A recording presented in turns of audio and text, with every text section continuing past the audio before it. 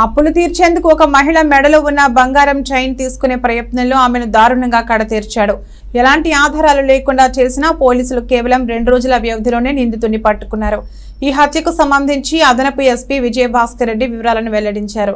నార్పల మండలం బండ్లపల్లి పప్పూరుకు చెందిన లక్ష్మీనారాయణమ్మ అనే 52 ఏళ్ల మహిళ ఈ నెల 3న హత్యకు గురైంది.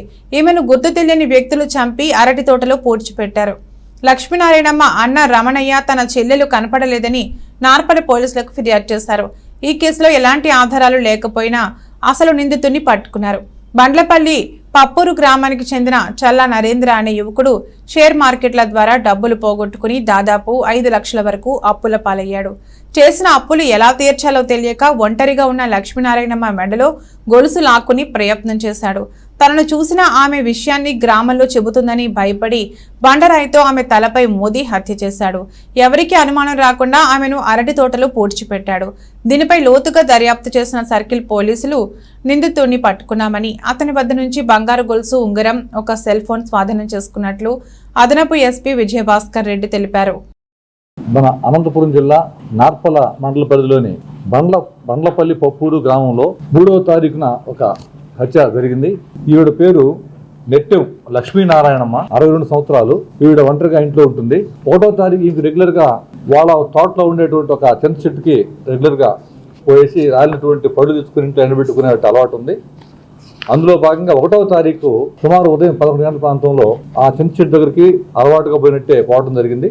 అక్కడి నుంచి మళ్ళా ఇంటికి తిరిగి రాలేదు. దీనికి సంబంధించి వాళ్ళ అన్నగారు ఆయన కోనంకి వెంకటరమణ అని చెప్పి బొందలవాడలో ఉంటాడు.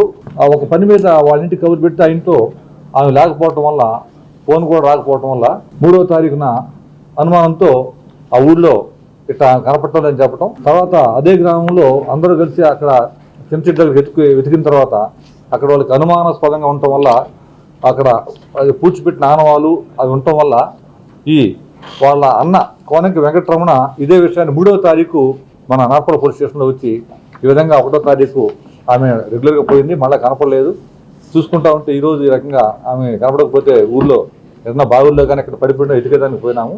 కానీ పరిస్థితి ఒక అరటి తోటలో చింత చెట్టుకి సమీపంలో ఆ కింద గొయ్యి పూడ్చిపెట్టినట్టుగా కొద్దిగా ఆనవాళ్ళు కనపడితే అక్కడ ఉన్నట్టు మాకు అనుమానంగా మా చంపి పడేసినట్టుగా ఉందని చెప్పి ఒక ఫిర్యాదు చేయడం జరిగింది. అక్కడ ఎటువంటి నేరస్తుడు ఎవరైతే ఈరోజు మనం అరెస్ట్ చేసామో అతని పేరు చల్లా నరేంద్ర. ఎటువంటి ఆనవాళ్ళు లేకుండా, ఎటువంటి గుర్తులు లేకుండా ఆమెను హత్య చేసి ఆమె మెడలో ఉన్నటువంటి బంగారు నగ 33 గ్రాములు అది, అదేవిధంగా చేతి గాజు ఇతడిది, ఆ సమయంలో ఉంగరం మరియు మృతాసం సెల్ ఫోన్ ఇవన్నీ కూడా తీసుకొని అక్కడ దాదాపుగా అతను ఎటువంటి ఆధారాలు పోలీసుకు లభ్యం లేకుండా చేసే ప్రయత్నం చేసి ఆమెని హత్య చేసి అక్కడ కూర్చోబెట్టాడు. అతి తక్కువ టైంలోనే ఈ కేసు దర్యాప్తు చేస్తున్నటువంటి మా శ్రీధర్ గారు, ఎస్ఐ రాజశేఖర రెడ్డి గారు, తర్వాత శివారెడ్డి గారు అక్కడే ఉన్నారు, క్యాంపు చేసేసి ఈ ముద్దాయి యొక్క ఆచూకీ తెలుసుకోవడం, ముద్దాయి అతన్ని ఈ పూట మధ్యాహ్నం అరెస్ట్ చేయడం కూడా జరిగింది. అతను ఏం చేసేయంటే అతనికి అప్పులు ఉన్నాయి బాగా. ఈ షేర్ మార్కెట్లో వ్యాపారం చేసేసి రీసెంట్గా ఒక 5 lakhs వరకు కూడా అతను అప్పులు చేసాడు. అప్పులలో అతని మీద బాగా ఒత్తిడి పెట్టడం వల్ల అప్పులకి దురలవాట్లకి ఒంటరిగా ఉంది కదా మహిళ, 62 సంవత్సరాలు, ఆ భర్త కూడా చనిపోయి 3 సంవత్సరాలు ఒంటరిగా ఉంటుంది. దాన్ని అవకాశంగా తీసుకుని ఆ తోటలోకి, అది కూడా కనపడదు, ఒక 3 feet డౌన్లో ఉంటుంది ఆ అరటి తోట, ఎవరికి కనపడదు, అది మరుగ్గా ఉంటుంది.